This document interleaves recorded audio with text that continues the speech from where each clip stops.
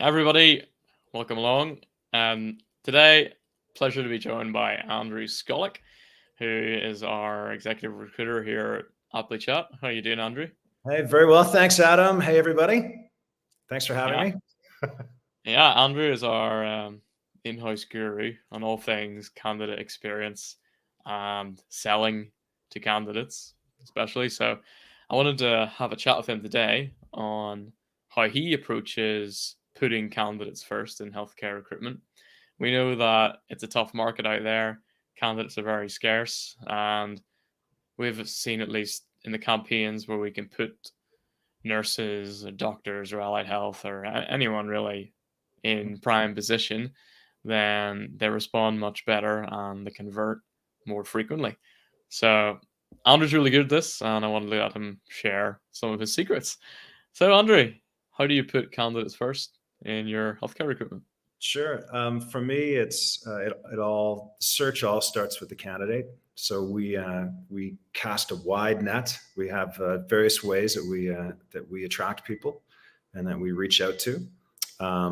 This platform that we're on right now, LinkedIn, is a big part of that. And so we every day are tapping shoulders and saying to physicians and other types of healthcare professionals, hey, the equivalent of how's it going, and we're in the business, and if are you interested in hearing about a career opportunity? And most people don't respond saying yes I am, but some people do, and that engages in a conversation, and that's how we start things on a platform like a LinkedIn. And that can be done, of course, in other ways as well, but we've had good success in using this platform, and it's been good. And you just focus on the person and find out what they want, and then figure out if you can help them get that. And that's essentially what I try to do. Is it goes back to probably my first sales training I had a long time ago, when you focus in on the person and find out what they want and help them realize sometimes that they have needs they don't realize that, and that comes over the process. So it's not so much about you or the job first, it's what the candidate wants. Yeah, there's nothing worse, correct me if I'm wrong, but I think there's nothing worse than walking into, say, I don't know, a retail store, a furniture store, and IKEA, and someone, if you could imagine, starts saying, hey, do you want to buy this? Hey, what about that? Hey, look at this. They don't even know what you want. They don't know what you need. Why would the person ever start to pitch what they've got? So I think it's the same thing as well too. I want to let the person know I have something that might be a fit, but I don't know about that person yet. I don't know if they would be a fit. They may tell me something. They may look perfect online, and then I get talking with them, and I find out that the search I had them in mind for was completely wrong. So it's a process of getting to know the person, getting them to open up to you, and then to figure out where they ought to be going. If it's with your client. Yeah. So that's what I think. It's like, don't just assume because they've applied that they actually are going to be suitable or genuinely want the position. You have to speak to the person instead of the application. I read a few years ago that the dedicated job seeker today, this is probably 15 years ago I read this, that the dedicated job seeker can apply to 15, if you were to sit there all day on Indeed and a few other sites and just apply to postings, you could apply to up to 1,500. And so that's the numbers that sometimes you're looking at, certainly with active people, is that they're not going to remember. And so for you to make the false assumption that they are the perfect candidate for your job, you have to ascertain that information through dialogue with that person. You have to. So how do you ease that conversation along whenever you get on to the phone with the candidate? Sure. For me, something I learned a long time ago is that is the communication principle of reciprocity.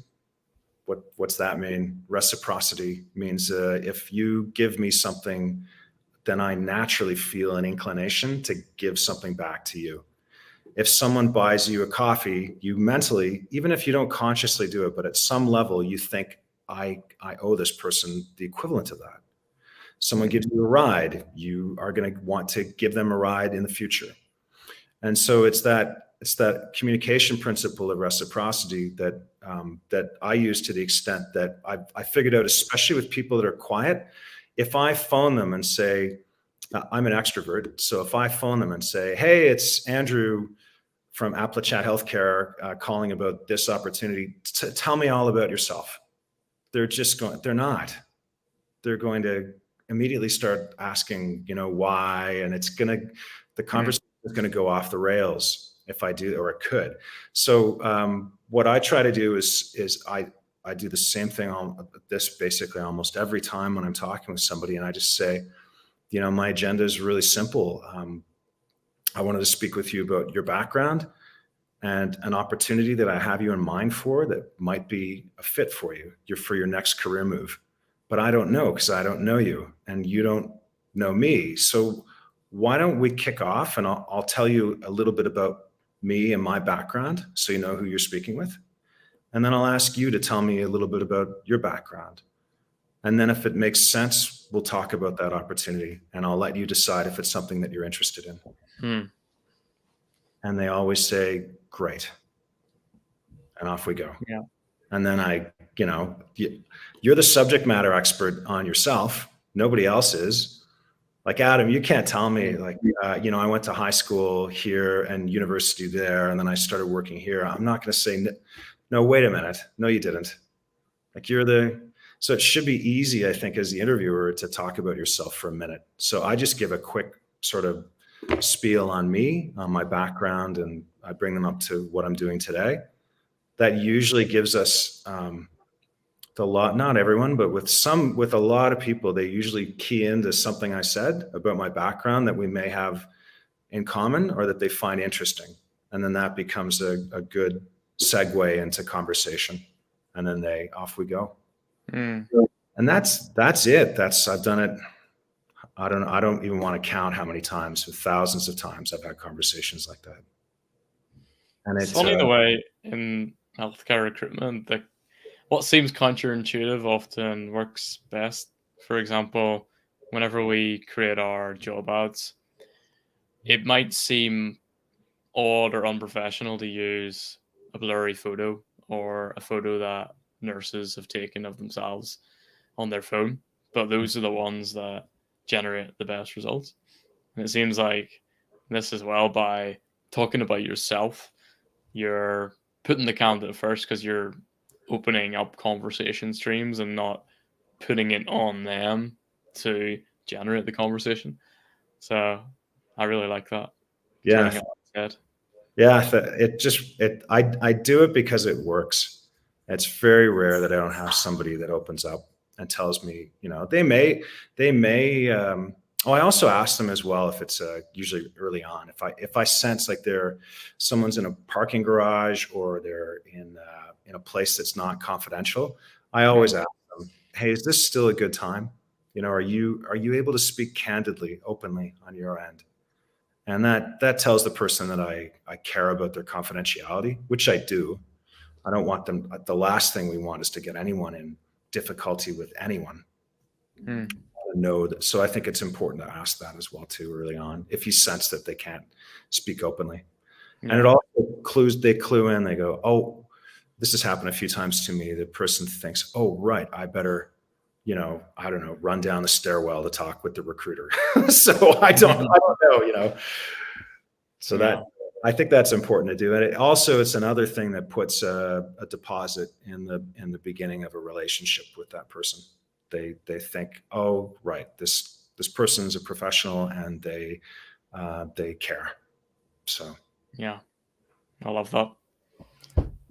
So I hope you find this useful. And Andrew is there on LinkedIn, Andrew Scollick, if you'd like to reach out to him for more advice, or you can reach out to me, Adam Chambers, to learn more about Andrew and I's work in healthcare recruitment. Thanks for coming on, Andrew. Thanks, Adam. I enjoyed this. This was fun. Yeah. Cheerio. Okay. Cheers.